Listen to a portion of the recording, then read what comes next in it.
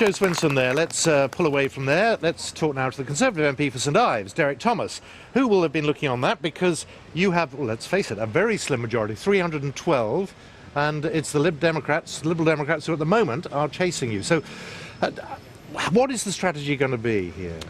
Well, for me, actually, I've been there 4.5 years. I took the seat from the Liberal Democrats after quite a good and positive campaign. I continue to be positive in the way I approach the constituency. I've worked extremely hard to make sure that West Cornwall and the Isle of Scilly is well represented and is heard. The voices of the people there are heard in Westminster.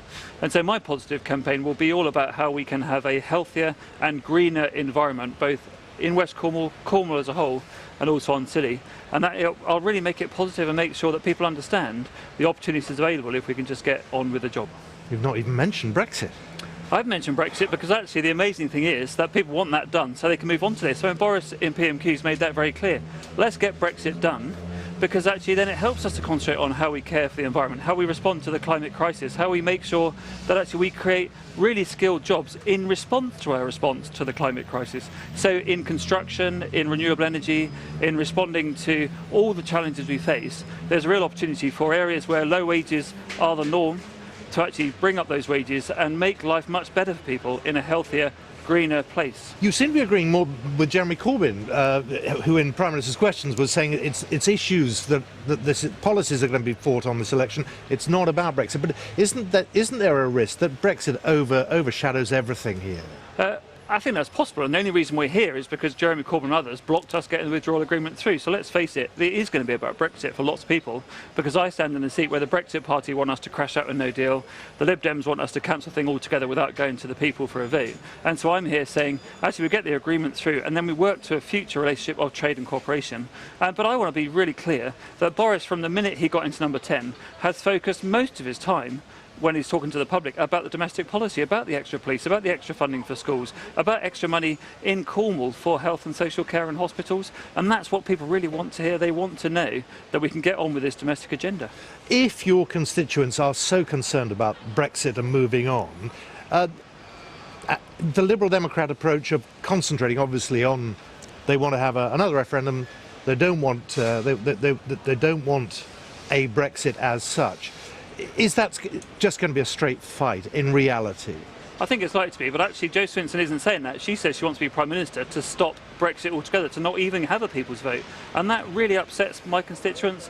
Some of them who actually voted for Remain recognise now that we just get on with it, that we have get through this process of leaving, which is all we're talking about, then move on to the transition and how we have a future relationship of trade and cooperation. And what I've heard over and over again is people that voted in the 70s to join this organisation, people that want a relationship with Europe now, they want a relationship with the European Union on cooperation and trade and allow us to get on with everything else that the UK does so well and can do so well as a global leader. It was interesting just a moment ago talking to Sir Alan Duncan, who is not going to be standing. Other senior Tories, Amber Rudd, Kenneth Clarke making his last appearance at Prime Minister's Questions.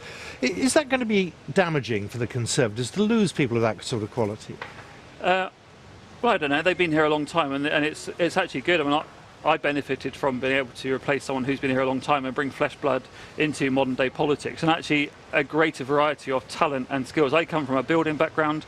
I'm Cornish in my skill and trade, and I've been able to use that to understand how we can improve buildings to respond to climate change, for example. So actually we need people to come in who come from ordinary life, real life, and there are a number of people, as you know, who are not standing again. There is life after politics, despite what many people believe, and I think there's a real opportunity to get on with this. Actually, form a majority. I really believe that Boris can do that and really work on the things that people care about. And I can assure you that in my constituency, they want Brexit, they want it done, but they care about lots of other things much, much more. Just tell me what it's like to be an MP entering an election campaign like this. I mean, you've cleared the diary. How are you going to play this? Well, the best bit about the job, and always has been, and I stood as a candidate for nearly 10 years before I got elected, is just to go and talk to people. I absolutely love it. It's how you really understand what the priorities are, how you can narrow their priorities down to the environment, down to housing, down to skills, down to health and social care. And so I love that part of the job. And then I'll spend my evenings, because there were dark evenings, in local pubs. For the whole of the time I've been an MP and before, I've held my drop-in surgeries in pubs, and they work really well. You get whoever's there, they tend to be much more willing to talk and communicate in a After pub a couple of environment. pints. Maybe Yeah, that's maybe, possible. yeah. Of coke.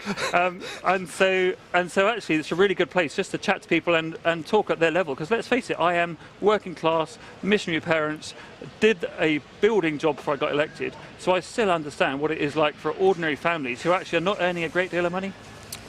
Coke being a shortened term of Coca-Cola there. Absolutely right. Derek yes. Thomas, good to I see know you. what you're talking about. Thank you very much. Nice Thank to see you. Thank you very